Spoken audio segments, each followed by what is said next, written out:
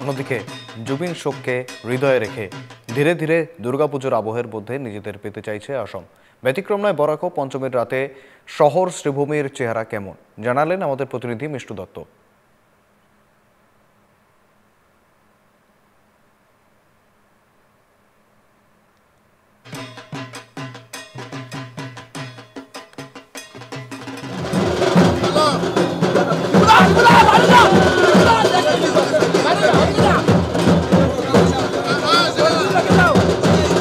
শ্রীভূমি শহরের সবচেয়ে প্রাচীন যে বারোয়ারি পূজা সেটা হচ্ছে ইয়ত ইউনিটি, এবং ইয়ত ইউনিটির পূজার ইতিমধ্যে মণ্ডপের যে ফিতা সেই ফিতা কাটলেন মন্ত্রী কৃষ্ণেন্দু পাল। এবং এই মুহূর্তে সার্বিক পরিবেশ আমরা দেখানোর চেষ্টা করছি যে এখানে মূলত মা দুর্গার যে মূর্তি রয়েছে সেই মূর্তিরও উন্মোচন ইতিমধ্যে করা হয়ে গিয়েছে।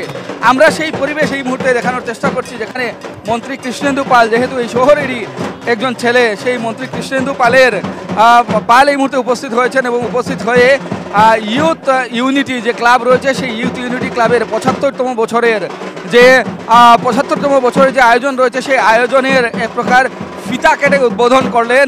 আমরা সার্বিক যে পরিবেশ এই মুহূর্তে দেখানোর চেষ্টা করি, যেহেতু এটা হচ্ছে এওসি পয়েন্ট এবং এওসি পয়েন্টে মূলত এই যে পূজা, এই পূজার এক বিশেষ আকর্ষণ প্রত্যেক বছরই থেকে থাকে। এবছরও কিন্তু এর কোনো ব্যতিক্রম নেই। আমরা দেখতে পাচ্ছি না এর কোনো ব্যতিক্রম। ৭৫ বছরের পুজো উপলক্ষে এবার খুব সুন্দর এখানে তারা আয়োজন করেছেন এবং আয়োজনের দৃশ্য দেখাবো আমরা, কিন্তু এর পূর্বে আমরা দেখানোর চেষ্টা করছি যে মন্ত্রী কৃষ্ণেন্দু পাল এই শহরেরই ছেলে, যিনি মন্ত্রী, তিনি এই মুহূর্তে আসলে মা দুর্গার যে মূর্তি রয়েছে সেই মূর্তির তিনি উন্মোচন করছেন। মূর্তির দিকে যদি একটু নজর দেওয়া যায়, সহযোগী মান্না রয়েছে, মান্না দেখাবে যে এই পুজো এক প্রকার ৭৫ বছরে এই পুজো পদার্পণ করেছে এবং ৭৫ বছরের পুজোর যে আরম্ভ বা ৭৫ বছরের পুজোর যে উদ্বোধন বা উদ্বোধনী সেটা করেছেন মন্ত্রী কৃষ্ণেন্দু পাল।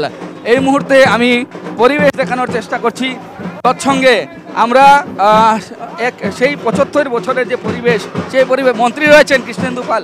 কি বলবেন, ৭৫ বছর হয়ে গেল শহরের একটি পুজোর। আজকে বিশেষ করে সর্বপ্রথমে সবাইকে শারদীয় দুর্গা উৎসবের শুভেচ্ছা, অভিনন্দন এবং বড়দেরকে প্রণাম জানাই। আর আমাদের বাঙালির সবথেকে বড় উৎসব হলো শারদীয় দুর্গা উৎসব। এবং এইবার আপনারা দেখেছেন যে সমগ্র বরাক উপত্যকা তথা সমগ্র আসামে দুর্গা পুজোয় প্রত্যেকটা এলাকায় খুব সুন্দরভাবে মা দুর্গার আরাধনার জন্য সবাই ব্যবস্থা করেছেন। আর বিশেষ করে আমি মাননীয় মুখ্যমন্ত্রী ডক্টর হিমন্ত বিশ্ব শর্মা মহাশয়কে আমি অন্তরের অন্তঃস্থল থেকে একজন বাঙালি হিসাবেও আমি ধন্যবাদ জানাই যে এবার আমাদের সমগ্র আসামের প্রায় প্রত্যেকটা দুর্গাপূজা প্যান্ডেলে প্রায় ৮,০০০-এরও অধিক প্যান্ডেলে ১০,০০০ টাকা করে যে অনুদানের ব্যবস্থা করে দিয়েছেন, এটা ঐতিহাসিক। এবং তার কারণে মাননীয় মুখ্যমন্ত্রী মহোদয়কে বহুত বহুত ধন্যবাদ এবং কৃতজ্ঞতা নিবেদন করছি। আর বিশেষ করে আমাদের ইউথ ইউনিটি ক্লাব, এটা অত্যন্ত অনেক প্রাচীন ক্লাব এবং এইবার আমাদের ৭৫তম জয়ন্তী। এবং আপনারা দেখেছেন যে প্রত্যেকজন ক্লাবের কার্যকর্তারা এখানে খুব উপস্থিত হয়েছেন এবং খুব আনন্দের সহিত যাতে সুন্দরভাবে আমরা ৭৫তম এই যে আমাদের গোল্ডেন জুবিলি আমরা সুন্দরভাবে পালন করতে পারি, তার কারণে সমগ্র বরাক উপত্যকার সবাইকে আহ্বান করছি সবাই আসুন এবং দুর্গাপূজা আমাদের ইউথ ইউনিটি ক্লাবের এই গোল্ডেন জুবিলিতে সবাই যোগদান হন, এই প্রার্থনা থাকলো। এবং সবাই যাতে শান্তি শৃঙ্খলা বজায় থাকে।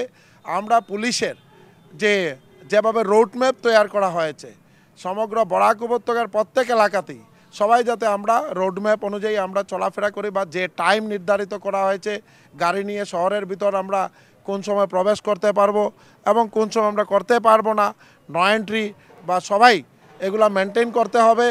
বা আমাদের বিশেষ করে পুলিশ প্রশাসনের সঙ্গে সবাই সহযোগিতা করতে হবে, জেনারেল অ্যাডমিনিস্ট্রেশনের সঙ্গে সবাই সহযোগিতা করতে হবে, এই প্রার্থনা থাকলো। আর সবাইকে আগ্রহ করছি সবাই ভালো থাকুন, সুস্থ থাকুন, মা দুর্গার আশীর্বাদ সবার উপর বর্ষিত হোক, এই প্রার্থনা থাকলো। জুবিন গার্গের মৃত্যুতে দুর্গাপূজায় কিছু না কিছু প্রভাব পড়েছে সমগ্র আসামে, কিন্তু এটা একটা অত্যন্ত আমরা সবাই খুবই মর্মাহত যে সুদূর আমাদের সিঙ্গাপুরে 19 তারিখ আমাদের জুবিন গার্গ একটা অ্যাক্সিডেন্টাল ডেথ এবং তাতে এই মৃত্যুর পর সমগ্র আসাম একটা শোকের ছায়া। আপনারা দেখেছেন যে সমগ্র আসামের লোক খুব মর্মাহত, আর বিশেষ করে আমরা শ্রীভূমি জেলার আমরা নাগরিকরা আমরা খুব মর্মাহত, কারণ আমাদের এই এলাকারই উনি 7 বছর এখানের মধ্যে বাল্যকাল ওনার এইখানেই উনি নির্বাহ করেছেন। বিশেষ করে গভর্নমেন্ট স্কুলে পড়াশোনা করেছেন, আর আমরা বয়সী আমরা একসাথেই গভর্নমেন্ট স্কুলে পড়াশোনা করেছি। আপনি জুবিন গার্গের ক্লাসমেট ছিলেন? আমরা একসঙ্গেই পড়াশোনা। স্মৃতি জুবিন গার্গের অনেক স্মৃতি আছে, যেমন আমরা অ্যানুয়াল ফেস্টিভ্যালে, আমি বিশেষত খেলার জগতের মানুষ ছিলাম, আর জুবিন ভাই ও ছিল সাংস্কৃতিক জগতের মানুষ। সো অ্যানুয়াল ফেস্টিভ্যালে যে সাংস্কৃতিক কালচারাল অনুষ্ঠান হয়ে থাকে, উনি খুব ভালো, জুবিন খুব ভালো তবলাবাদক ছিল। এবং আমরা একটা এখনও মনে আছে যে গভর্নমেন্ট স্কুলে আমাদের যে অ্যানুয়াল ফেস্টিভ্যালে খুব মানে ভালোভাবে তবলার ইয়েতে উনি খুব ভালোভাবে তবলা বাজিয়েছিল, এবং আমরা সবাই খুব উপভোগ করেছিলাম। বা আমরা সবসময় গভর্নমেন্ট স্কুলের মাঠে আমরা ফুটবল ক্রিকেট খেলতাম, আর জুবিন সাংস্কৃতিক জগতে ছিল, কিন্তু আমরা একসঙ্গে করেছি। এখানে আমার সঞ্জীব বণিক মহাশয় বা আমরা অনেকে আছে, তপু ব্যানার্জি আজকে আমাদের মধ্যে নেই, বা জন্মজিৎ দাস, জুবিনের সাথে ক্লোজ ফ্রেন্ড ছিল জন্মজিৎও আমাদের মধ্যে নেই। আর খুব দুঃখ লাগছে যে আজকে আমরা এত বড় আমাদের আসামের গৌরব, আমাদের প্রাণ পুরুষ, যেটা উনি মৃত্যুর পর এটা প্রমাণ হয়েছে যে আসামের প্রত্যেকটা নাগরিকের মধ্যে হার্টের মধ্যে ছিল জুবিন গার্গ। সব জাতি জনগোষ্ঠী একত্রিত হয়ে গিয়েছে, কিন্তু জাতি জনগোষ্ঠী সবাই। আর জুবিন গার্গ প্রমাণ করে দিয়েছেন এই পৃথিবীতে মানব সেবাই সব থেকে বড়। আজকে এই করোনা কালে জুবিন গার্গ নিজের বাড়ি ছেড়ে দিয়েছিলেন যাতে কোয়ারেন্টাইন সেন্টার করার জন্য। এটাই সব থেকে বড় উদাহরণ। বা উনি সবসময় বলেছিলেন যে জনতা নাগরিকের সেবা, উনি প্রোগ্রাম করে যেগুলো ইনকাম হতো, এই ইনকামের অনেক পয়সা উনি শুশ্রূষাতে বা অনেক সামাজিক কাজে উনি ব্যবহার করেছেন। তাই এটা একটা বিরল দৃষ্টান্ত। আর জুবিন গার্গ যেখানেই থাকুক, মা দুর্গা যাতে ওনাকে ভালোভাবে রাখেন, এই প্রার্থনা থাকলে ওনার আত্মার চিরশান্তি কামনা করছি। নিশ্চয় ইতিমধ্যে আমরা মন্ত্রী কৃষ্ণেন্দু পালের মন্তব্য শুনলাম, এবং যেহেতু এই যে পুজো মণ্ডপ, সেই পুজো মণ্ডপের 75 বছর পূর্ণ হলো, এবং 75 বছর পূর্তি উপলক্ষে মন্ত্রী কৃষ্ণেন্দু পাল এই মণ্ডপের শুভ উদ্বোধন করলেন। আমরা ইতিমধ্যে মন্ত্রীর ভাষ্য শোনালাম, এবার আমরা মণ্ডপের দৃশ্য দেখানোর চেষ্টা করছি, যে এক প্রকার সুসজ্জিত মণ্ডপ এবার এখানে নির্মাণ করা হয়েছে। ইউথ ইউনিটির 75তম বছরের যে আয়োজন, সেই আয়োজন এক প্রকার জাঁকজমকপূর্ণ, এক প্রকার আলোক উজ্জ্বল এক পরিবেশ, এবং সেই পরিবেশের মধ্যেই দুর্গাপূজার আয়োজন করেছে এবার ইউথ ইউনিটি। এবং ইউথ ইউনিটির যে পূজার উদ্বোধন ইতিমধ্যে মন্ত্রী কৃষ্ণেন্দু পাল উদ্বোধন করেছেন, এবং তিনি উল্লেখ করেছেন যে জুবিন গার্গ, যেহেতু হার্টথ্রব জুবিন গার্গ অসমের যিনি যাকে বলা হয় এক প্রকার গণশিল্পী, অসমের প্রত্যেক মানুষের হৃদয়ে যার বসবাস, সেই জুবিন গার্গের সাথে এক প্রকার বাল্যকালের সম্পর্ক ছিল কৃষ্ণেন্দু পালের। এবং তিনিও কিন্তু উল্লেখ করেছেন যে জুবিন গার্গ অবিহনে এবারের দুর্গাপূজা কিছু না কিছু হলেও ম্লান পড়েছে।